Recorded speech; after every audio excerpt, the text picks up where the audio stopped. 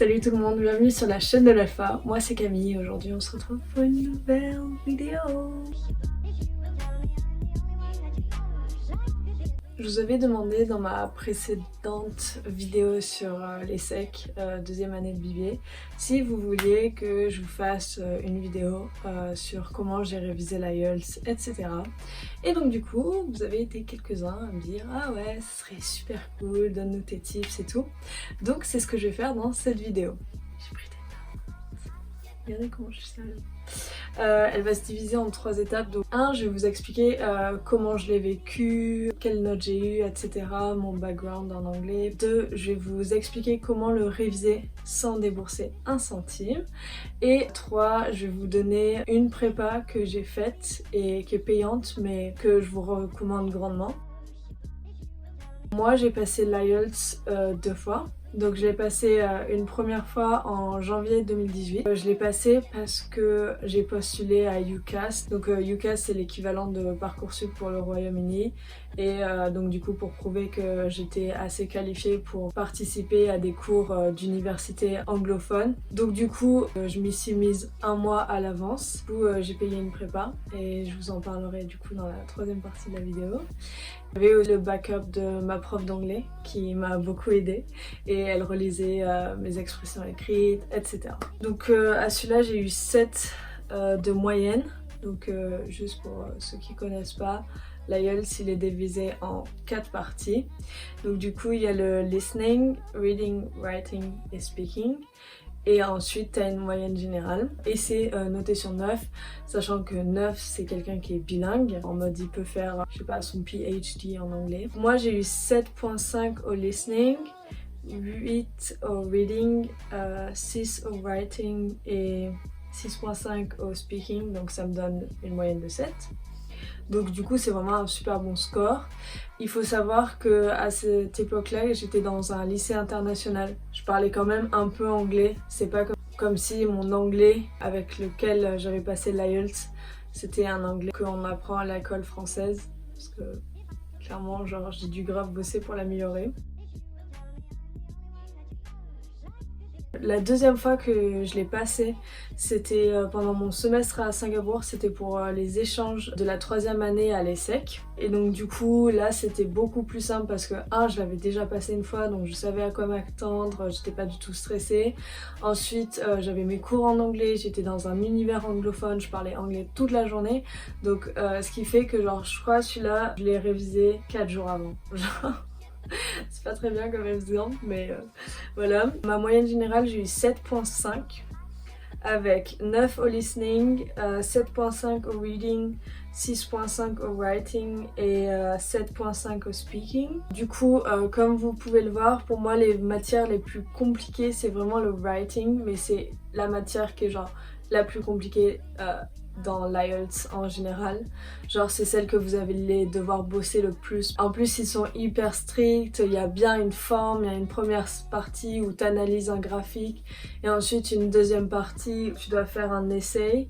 Et cet essai, tu as un thème, tu as un nombre de mots maximum, faut employer tel vocabulaire, etc.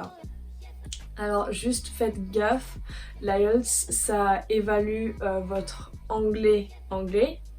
Et si vous écrivez en anglais américain, par exemple color, en américain il n'y a pas le U et en anglais il y a le U. C'est considéré comme une faute même si pour nous étrangers, enfin on voit pas trop la différence. Donc faut vraiment faire attention à ça. J'ai un mime sur ça.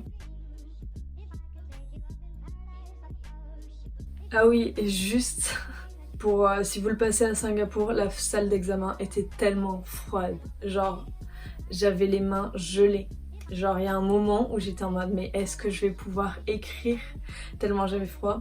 Donc quelle que soit la salle d'examen où vous allez préparer bien un pull ou quelque chose comme ça.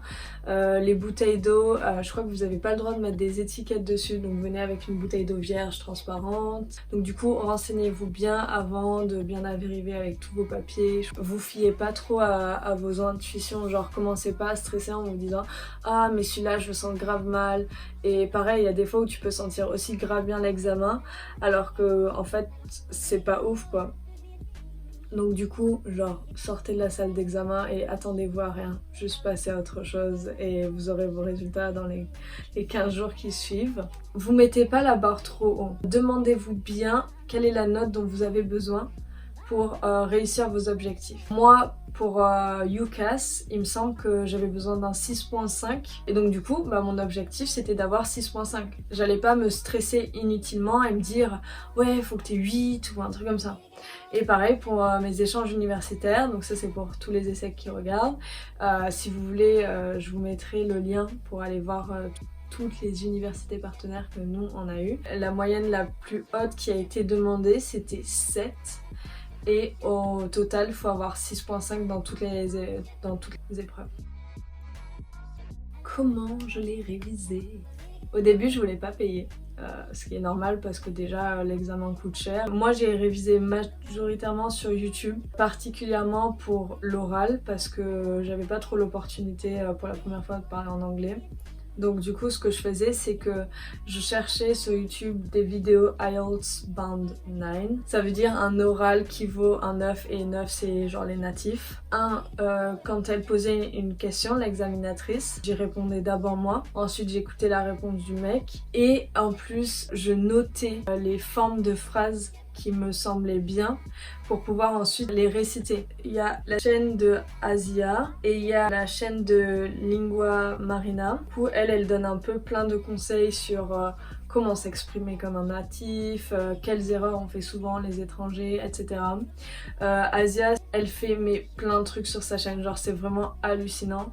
Moi je me souviens que pour le writing, elle donne un sujet, elle te dit mets la vidéo sur pause et ensuite fais-le de ton côté. Et ensuite elle te montre comment elle écrirait le sien, comment elle le structurait et tout. Ce que je vous conseille c'est vraiment de faire le plus de préparation, de faire plein de writing tout seul. Et si vous avez la possibilité de le donner à un de vos profs d'anglais et de lui demander de corriger, que vous le corrigez ensemble, comme ça tu comprends tes erreurs, tu dis ok, j'ai beaucoup tendance à mettre ça. Un deuxième point, ce qui est hyper important, c'est le vocabulaire. Ça c'est genre ce qui fera toute la différence. Vous aurez beau écouter plein de trucs, lire en anglais et tout ça, faire des entraînements, si vous n'avez pas un vocabulaire riche et varié, vous n'arriverez pas à avoir un très bon score, ok? Je vous mettrai du coup dans la barre de description plein de PDF de vocabulaire que j'ai trouvé et c'est vraiment hyper important les mots connecteurs que vous les appreniez mais par cœur parce que en fait ils s'en foutent des idées que vous donnez pour l'essai. Bien évidemment c'est cool si vous donnez des idées qui sont un peu outstanding et tout ça mais si tu l'écris d'une manière comme un enfant de 3 ans, ils seront en mode bah ouais t'as un cerveau mais aujourd'hui on n'analyse pas tes idées, on analyse comment tu les décris, etc. Du coup, en gros, ça c'était un peu tous les trucs gratuits, donc regardez sur YouTube, sur internet, il y a aussi plein de sites pour s'entraîner, testez la version gratuite de Road to IELTS, et ensuite regardez les ressources que je vous ai mis. D'ailleurs, si vous avez d'autres documents que moi j'ai pas vu, des PDF, des trucs comme ça, et que vous voulez les partager aux autres, vous pouvez toujours me l'envoyer à mon mail. Donc c'est alpha.cs.professionnel@gmail.com je crois. Et moi je me chargerai de les rajouter sur le Google Drive. Comme ça vous vous entraînez un peu tous. Aussi je pense qu'à l'ESSEC il y a des cours pour réviser l'IELTS. Et des professeurs d'anglais qui sont des anciens examinateurs de l'IELTS. Ensuite, donc je vais vous parler de Road to IELTS. C'est du coup une prépa en ligne qui vous permet de réviser votre IELTS. Quand vous arrivez sur Road to IELTS, que ce soit la version payante ou gratuite, faites un test dans les 4 et comme ça vous vous dites ok, en fait je pensais que j'étais bonne dans ça, je suis vraiment une grosse schlag et je pensais que genre ça c'était compliqué et au final je gère. Donc comme ça vous donne un peu une idée de votre niveau. Il y a 3 forfaits, donc tu as le Speed, le Success et le Premium. Moi j'avais pris le Speed parce que je ressentais pas le besoin d'avoir non plus 27 tests parce que 27 c'est énorme, enfin en 31 jours j'avais les cours aussi à côté donc j'avais pas trop le temps d'en faire trop non plus. Le site il est super bien fait, en fait ce qu'il vous offre c'est des tests blancs que vous pouvez reproduire chez vous. Moi je le faisais corriger par mes profs et ensuite il te propose aussi une correction. Je surlignais tous les groupes de mots qui étaient assez qualitatives. Ensuite, il y a des vidéos de profs qui vous disent quelle erreur pas faire, etc.